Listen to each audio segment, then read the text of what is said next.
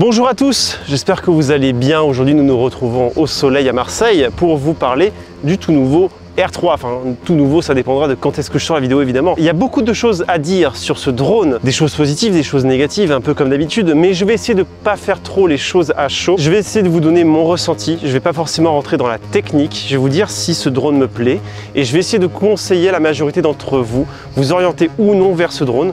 Parce que c'est vrai qu'avec ce double objectif, ça peut être très intéressant, mais vous allez voir que c'est pas forcément aussi nécessaire que ça. Donc on va voir tout ça dans cette vidéo, j'espère qu'elle vous plaira. C'est parti.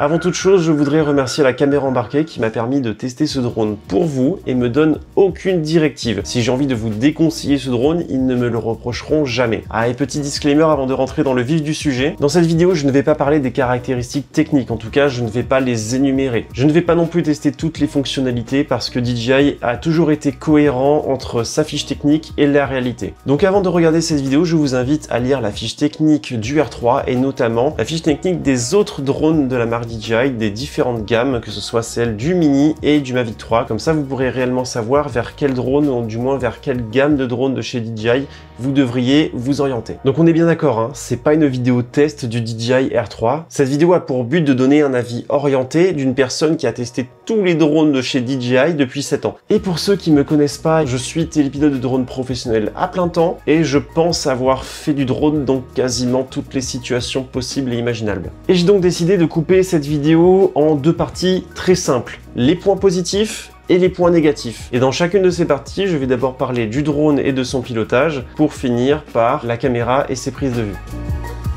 Donc sans prendre en compte ses qualités caméra et tout ça, hein, on en parle plus tard. Juste en termes de pilotage du drone, sans regarder ce qu'il y a à l'écran, c'est un super drone. Il a en tout cas rien à envier au Mavic 3 en termes de pilotage, en termes de réception vidéo et en termes de résistance au vent. Il est un peu moins résistant au vent quand même, hein, il est plus petit. Quand on était sur la côte, il y avait quand même des rafales à 60 km/h et franchement, il tenait le coup. Mais si vous voulez rester dans des pilotages agréables, je vous déconseille de faire voler ce drone au-dessus des 40 km/h. Au-delà, ça devient quand même assez risqué pour des personnes non expérimentées. L'autonomie du drone est excellente, je pense qu'on atteint facilement les 40 minutes en conditions réelles. Donc si vous optez pour le pack avec les 3 batteries, vous serez tranquille pour, je pense, même un week-end. Si vous êtes efficace dans chacune de vos prises de vue, vous n'aurez même pas besoin de les recharger pendant la nuit. Et si vous en avez les moyens, je vous conseille fortement d'opter pour cette radiocommande avec la radio intégrée et les petites antennes physiques extérieures, contrairement à ce qu'ils nous ont fait, je sais pas pour quelle raison, sur la gamme du Mini 3 Pro. En tout cas, elle a une superbe ergonomie, un très bel écran avec une belle résolution, une belle luminosité. Une fois que vous avez essayé ça, je vous promets que vous ne toucherez plus jamais à un téléphone pour piloter un drone, c'est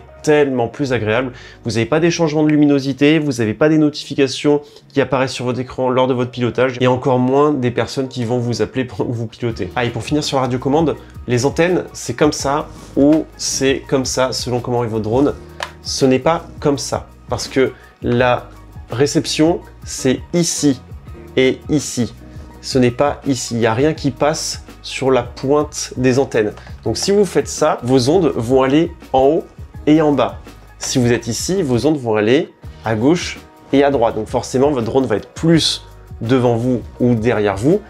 Il va rarement être au-dessus. S'il est au-dessus de vous, il n'y aura aucun problème. Donc s'il vous plaît, je ne peux plus voir des personnes avec des antennes comme ça, ce n'est pas possible. Les radars omnidirectionnels, pour moi, c'est le plus grand atout de ce drone. C'est hyper fiable, ça met vraiment en confiance et ça accentue encore plus la sécurité. Les seuls moments où il va être un petit peu défaillant, c'est quand il y aura énormément de lumière, notamment lorsque vous êtes à la montagne. Ça se pourrait qu'il n'arrive pas à détecter lorsque vous allez approcher de la neige qui sera complètement éblouie par le soleil. Proposer un drone drone à moins de 1500 €, donc sans le pack, avec des radars omnidirectionnels, pour moi c'est ça vraiment la grande révolution. Et pour une fois, là je trouve qu'il y a un réel intérêt à faire des prises de vue avec les modes automatiques et les tracking que propose DJI dans ces modes de pilotage. Je trouve personnellement que ça n'a pas de sens, ou en tout cas que c'est assez irresponsable d'enclencher des modes automatiques avec un drone qui ne sait tout simplement pas réellement où il va.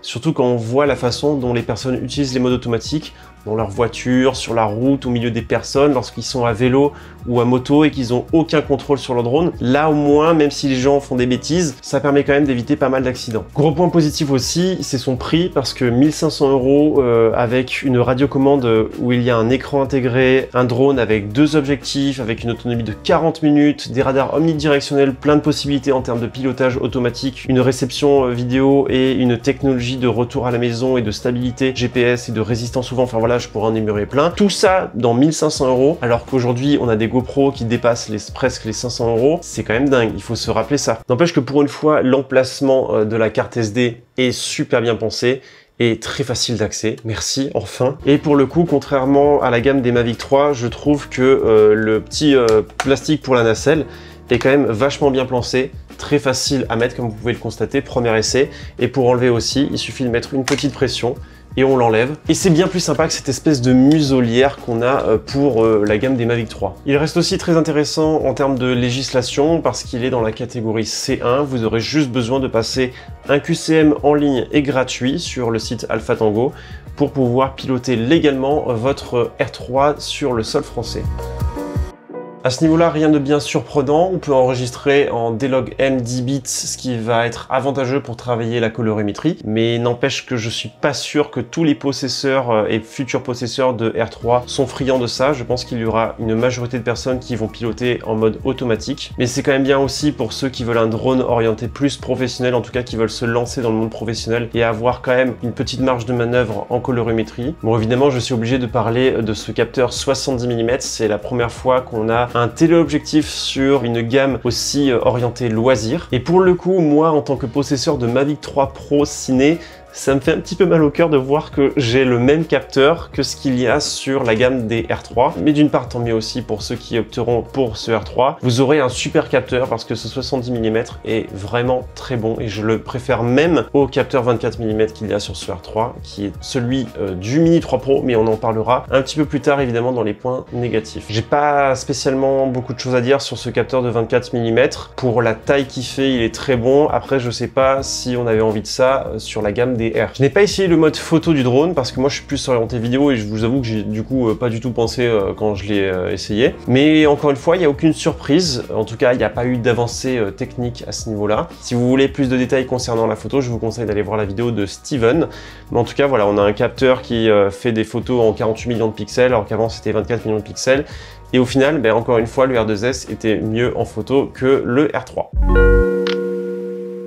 Ma partie préférée, quand on voit ce qu'était le premier R, l'arrière-grand-père du R3, le Mavic Air, on se demande ce qui s'est passé. Parce que là, honnêtement, on dirait plus le frère du Mavic 2 Pro. Enfin, vous voyez, il y a quasiment aucune différence. Voilà, si je vous les mets côte à côte comme ça, voilà, c'est la même chose.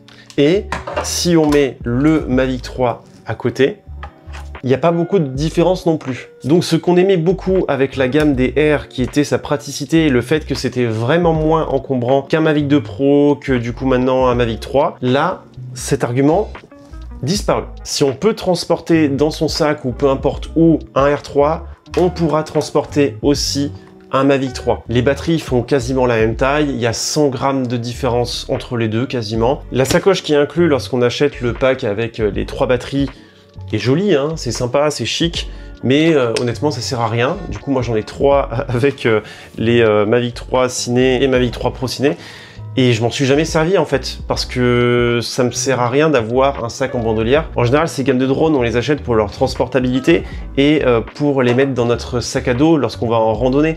Donc je vois pas l'intérêt d'avoir un sac en bandolière dans lequel je peux mettre uniquement mes affaires de drone. Ça serait quand même bien plus pertinent de nous proposer des petites sacoches rigides qui fassent juste la structure du drone et qui prenne un minimum de place, notamment pour la radiocommande, parce que là on a un superbe écran et vous vous doutez bien que si on se le trimballe dans le sac à dos, à un moment donné il va être rempli de rayures. Moi, pour que ma RC Pro à 1000 € reste intacte, j'ai pris cette petite sacoche qui est fournie avec cette radiocommandes pour le FPV. Elle coûte même pas 300 €. Et d'un autre côté, on paye ça et on a strictement rien. Heureusement, ça rentrait pile poil et moi je vous conseille, en tout cas pour ceux qui achèteront cette radiocommande, de la mettre dans une petite sacoche, enfin en tout cas dans un petit truc qui au moins va protéger l'écran lors de vos voyages. Au premier abord, on pourrait penser que cette borne de recharge est pratique. D'ailleurs, c'est ce que je pensais à la base, en tout cas lorsque je l'ai posé dans le bureau et que je l'ai fait charger. Je me dis, oh tiens, c'est sympa, on pose ça dans le creux d'une étagère et puis ça bouge pas. Et en fait, le truc, c'est que si vous vous déplacez, qu'imaginons vous partez une semaine ou un week-end à la montagne et que vous voulez recharger vos batteries entre temps, et en fait vous allez vous trimballer ce bloc et il va être ergonomique uniquement si vous rangez vos 3 batteries dedans. Si vous décidez de ranger vos batteries dans un autre endroit, vous allez vous retrouver avec un truc énorme dans lequel il n'y a rien, alors que de l'autre côté, avec la gamme Mavic 3, vous avez ce petit truc qui se glissera n'importe où. Donc si vous êtes du genre casanier, en tout cas que votre matériel de rechargement est casanier, il n'y a aucun problème, ce n'est pas du tout à considérer comme un point négatif, mais pour les grands voyageurs comme moi et ceux pour qui chaque centimètre dans la valise ou dans le sac compte, ça c'est vraiment nul, c'est vraiment nul. Bon, sinon c'est tout ce que j'ai à reprocher concernant le drone en lui-même, parce que il est top. Et concernant la prise de vue, je trouve ça dommage qu'on ait affaire à un espèce de drone recyclage où en soi il n'y a rien de nouveau. DJI a juste fait un drone avec tout ce qu'ils savaient déjà faire, il n'y a aucune nouveauté. Il y a même en quelque sorte un retour en arrière parce que DJI propose un objectif grand angle 24 mm moins bon que la version précédente. Donc ça c'est quelque chose qu'évidemment tout le monde reproche et j'espère que c'est la dernière fois qu'ils feront quelque chose comme ça, même si j'en doute. Mais voilà, on se retrouve avec un capteur qui est le même que celui de la gamme en dessous et on a un capteur téléobjectif qui est le même que celui de la gamme au-dessus. J'ai arrêté de chercher le pourquoi du comment, c'est comme ça. N'empêche qu'avec ça, du coup, on perd le capteur 1 pouce du R2S et on perd la possibilité de filmer en 5,3 ou 5,4K, je sais plus. Là, on est limité à du maximum 4K 100 images secondes, même si, de manière générale, je vous conseille de filmer en 4K 30 images secondes. Vous aurez moins besoin de faire passer de lumière dans votre capteur. En tout cas, je vous conseille vraiment de mettre les filtres ND lorsque vous voulez, en pleine nature et au soleil. En fait, moi, en remplacement du R2S, je m'attendais plutôt à un seul objectif qui soit mieux que le capteur 1 pouce qu'il y avait, ou en tout cas le même, un capteur 1 pouce avec une ouverture variable. Ça aurait été vachement plus intéressant pour un drone de cette gamme. Parce que le 70 mm, je ne vais pas le nier, il est très bon, mais je ne sais pas s'il a un intérêt sur une gamme comme ça, parce que ça nécessite quand même une certaine technique, je pense, pour faire de beaux plans 70 mm et pour qu'il y ait un réel intérêt. Pour du professionnel, c'est un autre débat, c'est très intéressant d'avoir un tel objectif. Mais en tout cas, pour des personnes qui font du drone de manière très occasionnelle, je ne sais pas s'il y a un réel intérêt à avoir un 70 mm. Concernant la 4K 100 images secondes, apparemment, c'est un gros point positif de ce drone. Honnêtement, je ne vois pas trop l'intérêt parce que vous allez perdre encore plus en qualité d'image. On l'utilise jamais en fait. Le 4K 60 suffit largement pour 95% des situations. Sur 2 ans, avec la possibilité de filmer en 4K 100 images secondes avec la gamme des Mavic 3, j'ai dû l'utiliser que 3 ou 5 fois grand maximum pour les énormes cascades, pour des prestations bien particulières dans le monde professionnel. Pour filmer des cascades, pour filmer des vagues et tout ça, le 4K 60 suffit. Enfin bref, on vous fait croire que vous avez besoin de 2 objectifs, que 2 objectifs c'est forcément mieux qu'un, mais comme je vous l'ai dit, le 70 mm n'a pas forcément d'utilité pour tout le monde. Quelqu'un de débutant qui découvre le drone depuis, je dirais, 1 an ou moins d'1 an, ne devrait pas avoir besoin de s'occuper de 2 focales différentes. C'est déjà très compliqué de faire de beaux plans avec une focale grand angle. Alors si en plus de ça, vous devez réfléchir à faire des plans en longue focale, vous allez vous y perdre, vous allez oublier de faire des plans grand angle, alors qu'en fait, les plans grand angle, c'est vraiment les plus beaux. En fait, ça va plus vous prendre la tête qu'autre chose. Après, d'un autre point de vue, ça peut permettre à ceux qui s'y connaissent déjà et qui pensent avoir fait un petit peu le tour des prises de vue en grand angle, de pouvoir pouvoir être peut-être plus créatifs et auront peut-être plus de possibilités de plans, mais en tout cas, ça ne marche pas dans toutes les situations. Pour moi, ce drone, il n'est pas nécessairement fait pour beaucoup de personnes, il est fait pour des personnes très précises. Pour moi, il est top pour ceux qui veulent se lancer dans le monde des télépilotes de drones professionnels, qui veulent avoir un drone capable de faire différents plans, justement, avec ses 2 focales, pour un prix vraiment abordable. Ça va vous permettre de ne pas investir beaucoup d'argent et de voir si ce métier est fait pour vous. Je considère aussi que ce drone est parfait pour les personnes qui veulent un drone dans lequel ils vont pouvoir avoir confiance et qui va normalement jamais cracher grâce au radar omnidirectionnel. Et donc pour finir, à qui je ne conseille pas ce drone? Alors déjà, je ne conseille pas ce drone à tous les possesseurs d'un R2S parce que vous allez faire un pas en arrière. Si vous voulez avoir vraiment un meilleur drone, je vous conseille plutôt de vous orienter